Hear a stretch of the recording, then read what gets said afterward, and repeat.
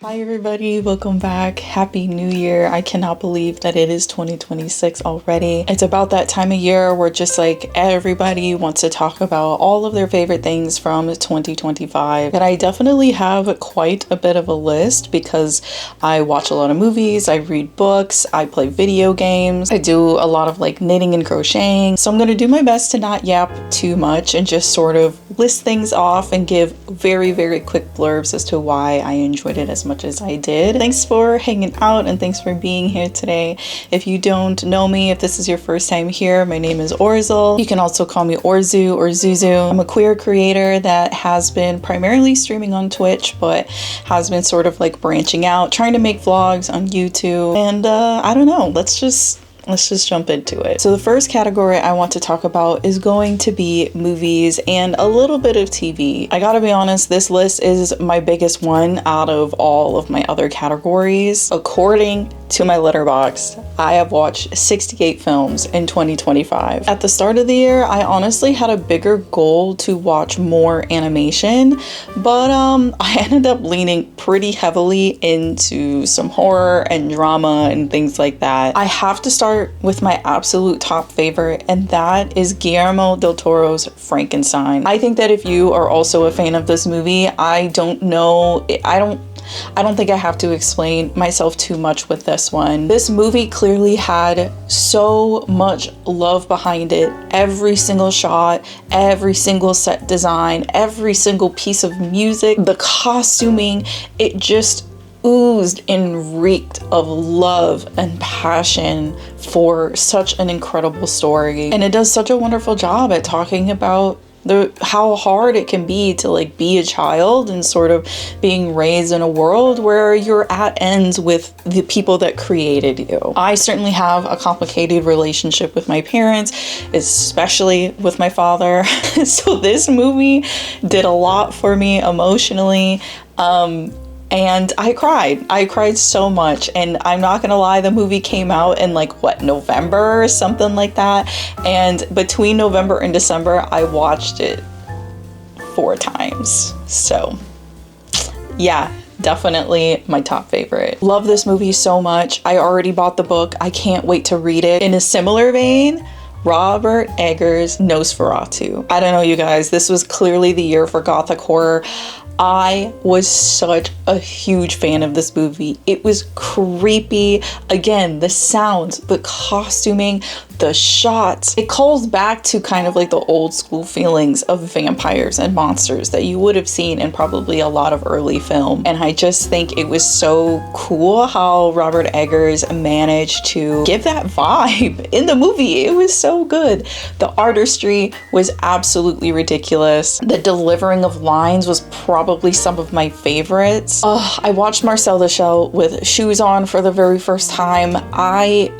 God, oh my God, this movie made me sad. It made me hopeful. It smacked me in the face with the feeling of mourning, the fear of doing something new and exciting. I'm kind of not joking when I said that I cried for basically that entire movie. Another incredible movie that just has so much love and passion and care behind it. Heavy trigger warnings on like big feelings of fear and having the fear of accomplishing something new and exciting, and also the process of mourning and losing someone. But in the end, it also just like wrapped you. I already want to cry like talking about it. It just wraps you in the warmest little hug with such a huge emotional message behind it. I cannot believe that this is the first time I ever watched this movie, but I'm a cheerleader this year. Absolutely incredible. I could not believe how absolutely freaking adorable the love in this movie was. It's such like a big part of like queer history in movies, and just for me to have not experienced up until this point just feels like I should be like thrown in jail over it. I'm not gonna lie. There are definitely some things that are outdated because if I remember correctly, it's a 90s movie. but overall was like really fun. It was very over the top. It was silly, but like the romance in it was just so tender and really, really sweet. And the discovery of like who you are and being more accepting of yourself and like wanting those around you to accept you for who you are as well. Such a beautiful, beautiful movie. Also, the iconic queen of drag, RuPaul, is in the movie, and I did not know until I hit play. Next is Superman. I cannot believe that a superhero movie is making my list of favorite movies of 2025. I haven't really liked a superhero movie in probably over like 10 years. There's so many people that have seen the movie. I'm sure you've seen reviews that have talked so much about the parallels between what is going on in that movie and just the different genocides happening around our world right now. Again, like I love to cry apparently because I also cried during this movie. I got to see it with some of my online besties. I miss you, Allie and Chesney. If you guys are watching this, I love you. But it was great. Did it still have its cheesy moments and cheesy romance? Abso-fucking-lutely, okay? It wouldn't be a superhero movie without it. But this one just had so much heart, so much more passion, and I really believe that the political relevancy of the movie just, I don't know. It's hard for me to look at a movie that isn't trying to inspire people to just be better people and like not have that just touch my heart in a really, really big way. Next is Sinners. I don't know. I feel like if you watched a lot of movies this year, I feel like you can't have a top favorites and not mention Sinners. I desperately want so much more Southern Gothic horror, Southern vampire stories, just so much more. It was so beautifully shot. The music in it is absolutely freaking incredible. And while not all of the love stories, there's a couple of romances that do happen in the movie that you don't tend to see on film. And I don't know, I think it's such a win to see a movie that has so much beautiful Black culture in it and have it be the big blockbuster that it was with so much love and praise. Oh my God, I want more. Another movie that I cannot believe I haven't watched up until this past year, The Wiz. Where do I begin? I'm so irritated because growing up, I think I always wanted to watch that movie. But I had adults in my life and people around me tell me that it was weird. And definitely seeing it this past year, there was absolutely nothing about this movie that would have been any weirder than the original Wizard of Oz. I don't know, like the music in it was fun.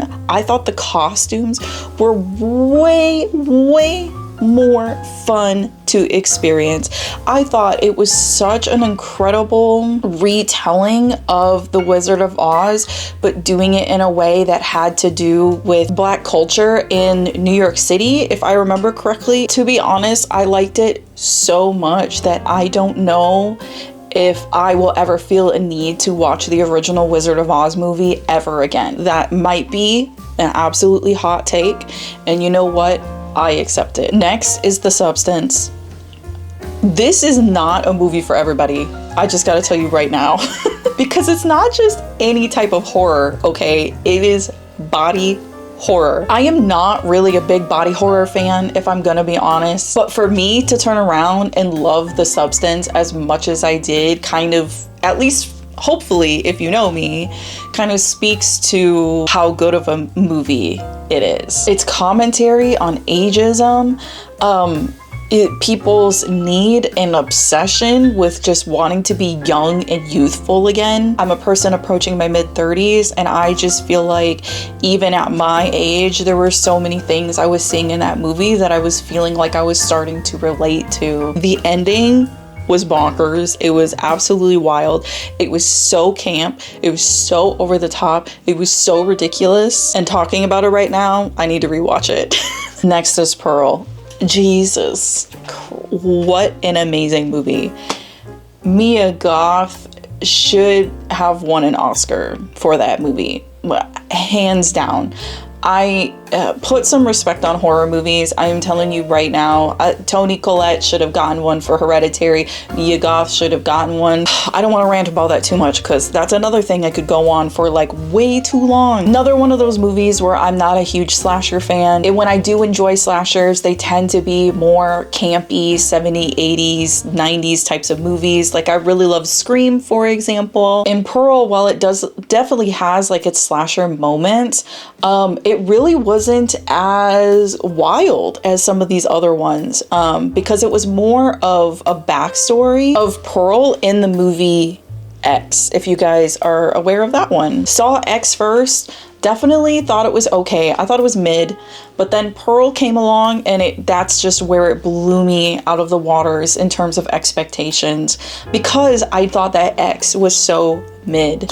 Oh my god, I have to mention K-pop Demon Hunters. I have to. I'm not a huge fan of K-pop just in general. I definitely have my favorites. Like I do like BTS. There are still some things that I really enjoy, and K-pop Demon Hunters is absolutely one of them. EJ is so incredible and very, very deserving of the recognition she's finally getting after all of these years. I had already liked the movie, but if I'm gonna be honest, watching her interviews and showing off all of the demos for the songs that she wrote in the movie, it's making me fall in love with it even more. Her creativity is absolutely through the roof. All right, now moving on from movies, we're going to talk about a couple of TV shows. Not too many, because I honestly didn't watch TV as much as I did this year. First one I'm going to mention is Mr. Robot, because it's the most recent one that I finished. I technically have seen season 1 and like half of season 2, but got really depressed by the show and had to take a break. And then I never watched it or picked it up again until my partner was like,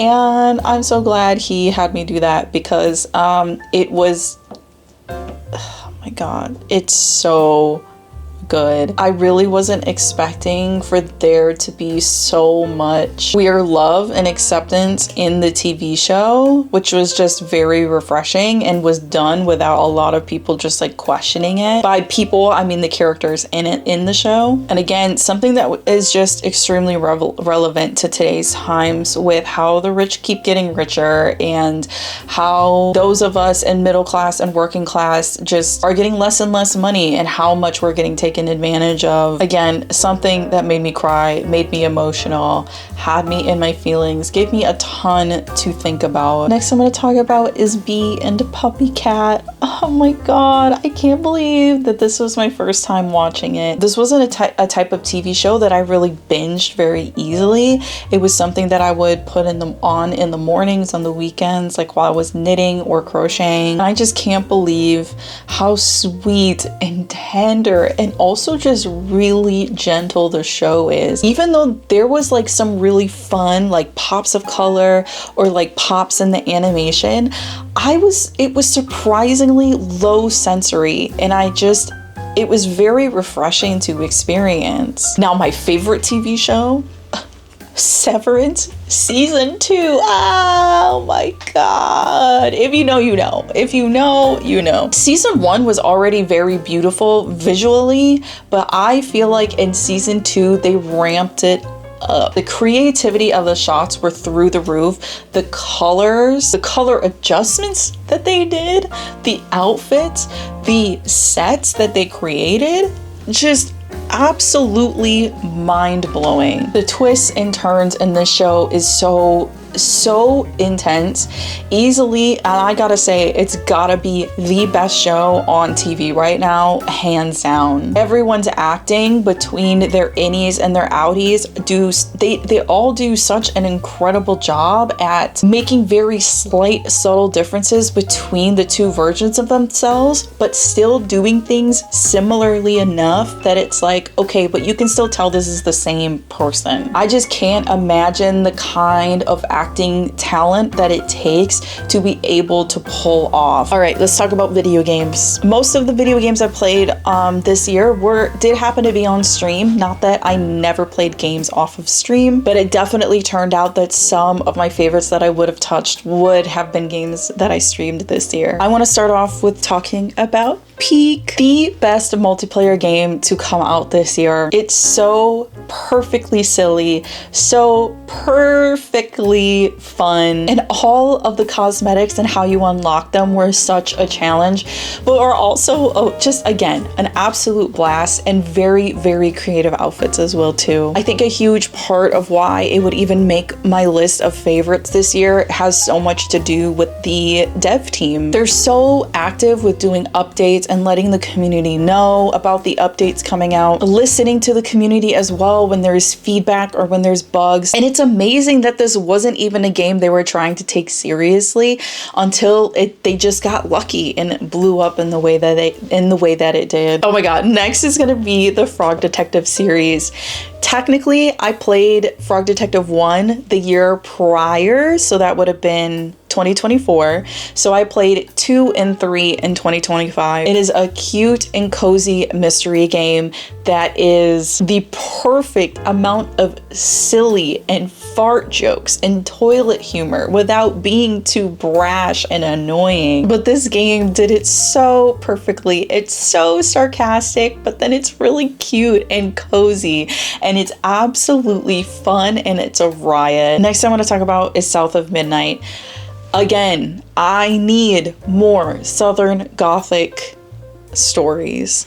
Just very emotional, beautiful music, beautiful art. I loved how everybody kind of looked like they were carved or made out of clay. There was a lot of love put into that game, and I'm so absolutely glad that I got to play it. The relationship between the main character and her mom was so beautiful to see, and also just like her need and want to belong and be loved by people around her that kind of maybe didn't fully accept her. And there's a lot of real life challenges that that are kind of shown and depicted in this video game that people in the deep south might actually experience. Next is gonna be Celeste. I cannot believe I haven't played this game. Another one of those. It was really challenging because it's a precision platformer. So there's a lot of puzzles and areas where like the only way that you are going to get through it is being like absolutely perfect on your timing, on your ledge jumps. But it was so cool. The pixel art, the pixel music, and the story is a reflection on the developer and game designer's transition. So to have it be like a representation of the trans experience was just what a great game. I'm so glad that I got to play it. Next I'm going to talk about is Silent Hill F. This is my very, very first Silent Hill game ever, and it was incredible. It is so sad, everything that Hinako, the main character in the story, goes through, and just how she is treated and bullied by every single person around her, whether it's in her family or her supposed friends. If you were in my streams, you're gonna know that I'm about to say this. My only beef with the game is that the combat in it was so difficult and very, very annoying to deal with. Don't get me wrong, I know that there are some story reasons behind it because you are technically playing like a girl that's in high school. Her coordination might not be the best, but there were definitely times where I was just like, this is maybe unnecessarily difficult. With everything that I had to say negatively about the combat, the lore, and the story, more than make up for it. It is not an easy story to digest by any means, but it was so well done. So well done. Next is going to be Sekiro Shadows Die Twice. This is my second Souls game. My first one is Elden Ring. I loved the parrying system. I loved the lore, the world building, the art, the music, the sounds.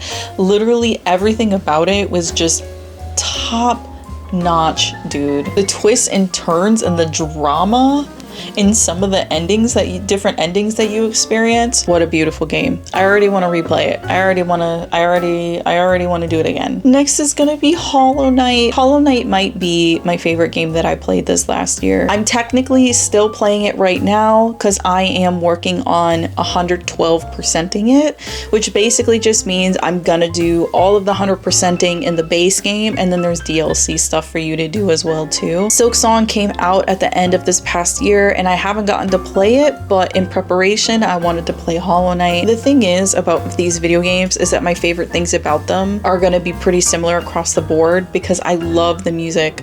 Easily probably like my favorite game music I think I've experienced this year.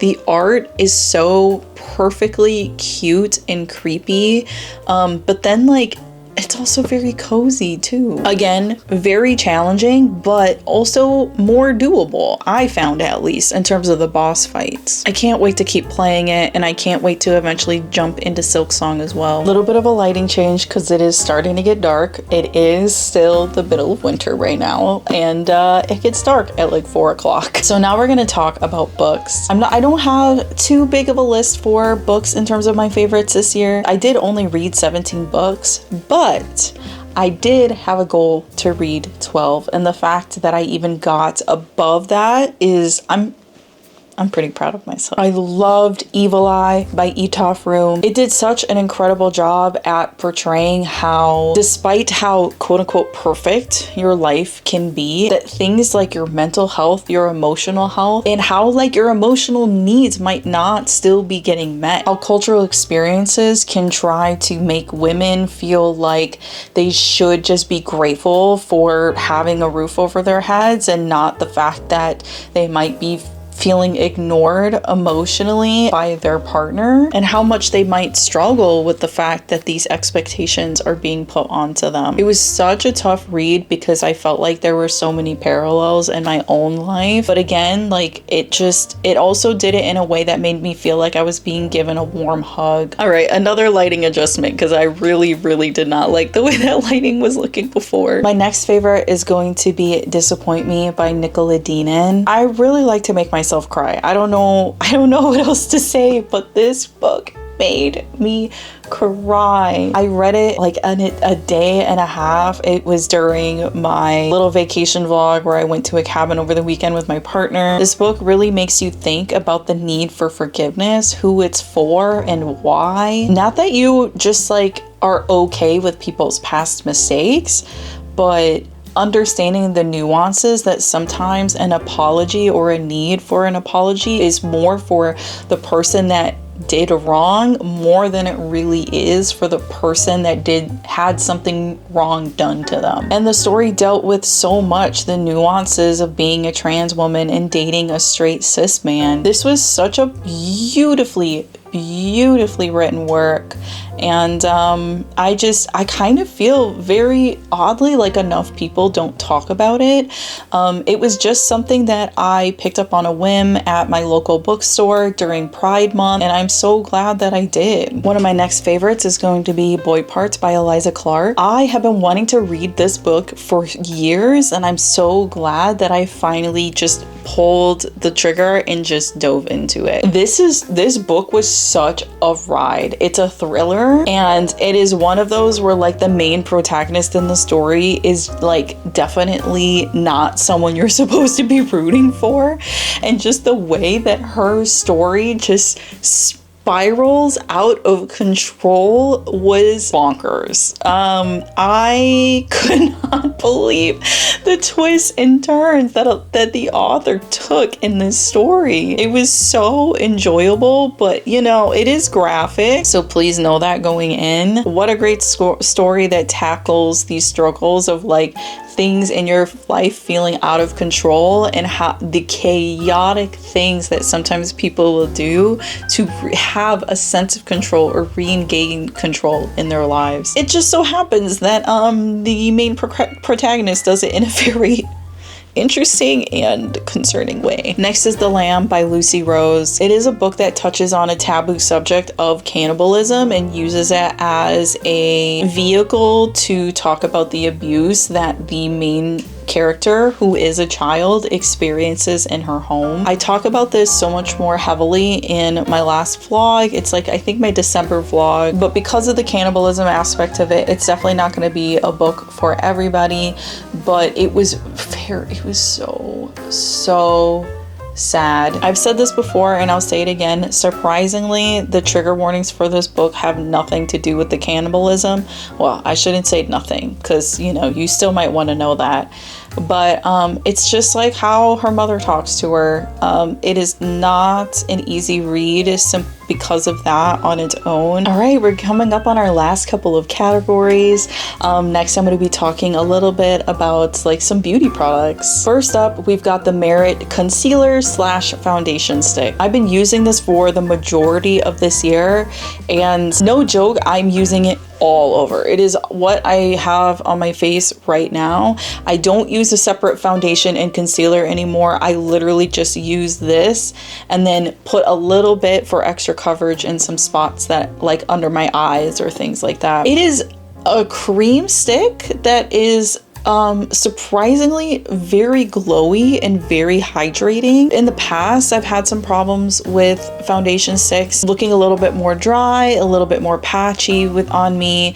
I have always felt like I had to exfoliate a little bit more, and I'm not experiencing that with this product at all. I also gotta say that this is probably one of the most accurate skin tone matches I think I've probably ever found. Next is the Dear Cloud New Youth Collagen Cream with niacinamide and algae. Now here's the thing. I know that niacinamide can react pretty poorly with people's skins, and I gotta admit, like, I've definitely had trouble with niacinamide in the past, but for some reason this moisturizer has been absolutely wonderful for me. I love that it comes in a like nice easy pump. I just use like 2 pumps and it's more than enough for my face. It leaves my skin texture so freaking soft. It's so plump. It's hydrated. Last year I was using a different moisturizer for my morning and my evenings, but this time I've just been using this 2 times a day and it's been working out really, really well for me. So this is a little bit more of a last minute ad. I didn't start using it till the end of November, early December.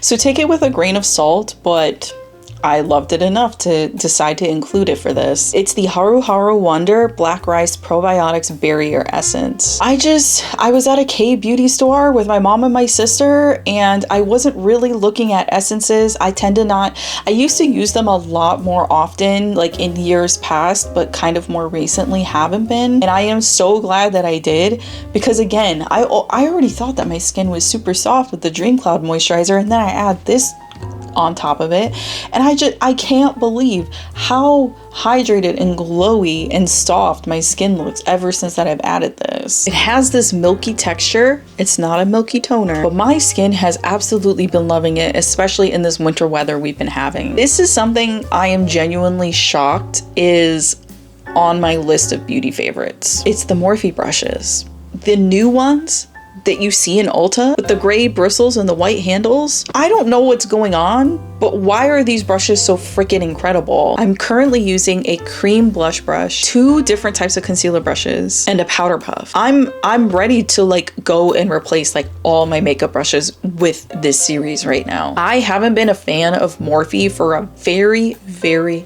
very long time. I am old enough that like I would have been obsessed with them when they had like the giant palettes, like where it was just all the same orange tones, but there was like 35 shades. Like, what were we doing back then? Dear God. I don't want to get into it too much, but I do feel like they were building some brand relationships with people that they really shouldn't have, okay? So I'm very excited to see that in more recent months, or maybe the past year or 2, that they've been leaning back a little more heavily into just like being a makeup brand for themselves, you know? All right, and now we're gonna get into our last category. This is gonna mostly talk about some home things as well as some hobbies. We are gonna start off with my absolute favorite of the year, which is knitting. Last year I had primarily focused on crocheting, but this past year was more on knitting. I did knit for a very brief period while I was in high school and early college,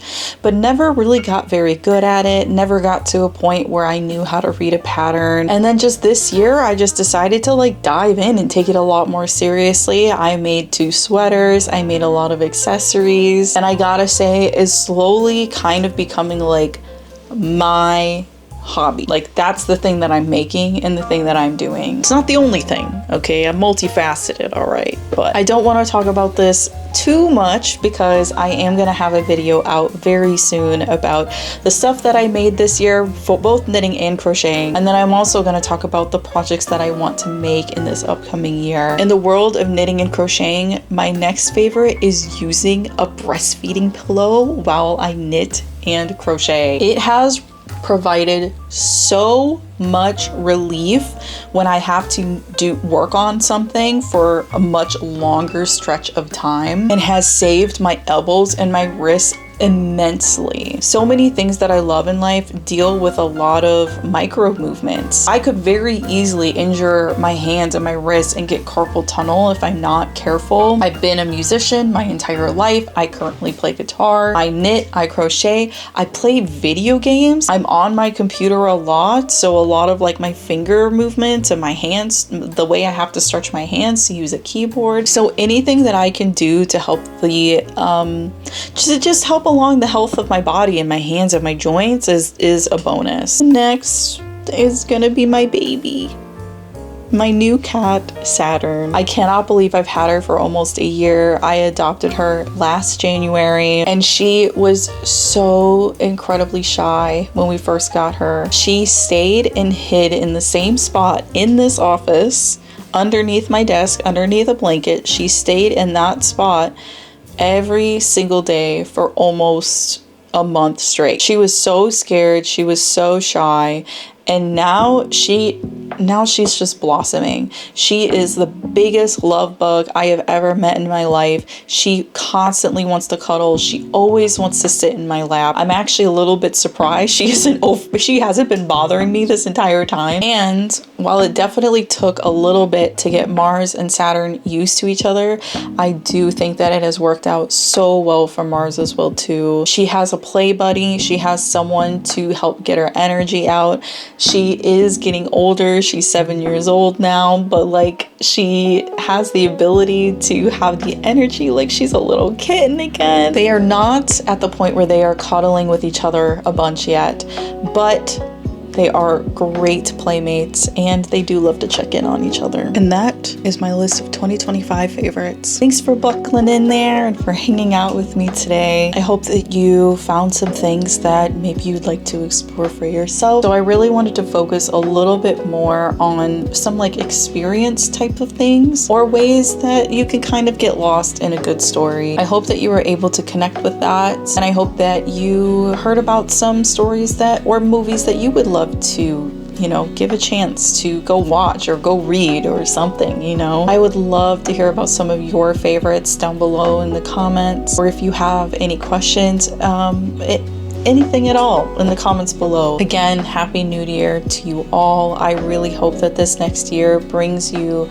a lot of kindness, a lot of patience for yourself, and I hope that the year just in general goes a little more smoothly than it did last year, because I'm definitely hoping that for me. I'm telling you that right now. Thank y'all so much for watching, and I'll see you again soon. Bye!